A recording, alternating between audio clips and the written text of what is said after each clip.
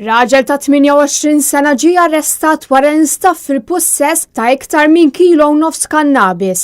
L-arrest seħ l-erbek kif ħidma li saret mill-iskwadra ta' kontra droga sabet li raġel residenti l-Mosta kellu sustanza kannella fuqu għall-agatament raża tal-kannabis fil-waqt li nstabu wkoll xi armi u munizzjoni li mhumiex skont il-liġi.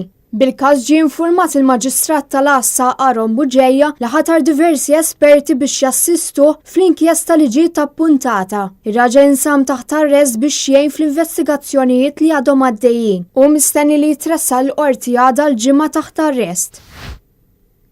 Raġel ġie arrestat ġewwa San Pawl il-Baħar hekk kif kien qed jabbi kwantità kbira ta' kaxxi mimlijin bis-sigaretti li kienu bla djazzju.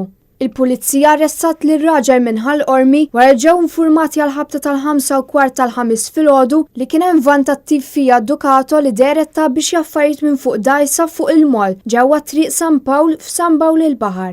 Sorsi fil-medja jgħidu li b'kollox instabu madwar 800,000 sigarett. Sfortunatament id-dajsa laħqet ħarbet minn fuq il-post. Fuq il-post issejħet ukoll l-assistenza ta' membri tad-dwana fejn flimkien mal-pulizija qed imexxu l-investigazzjonijiet li għadhom għaddejjin.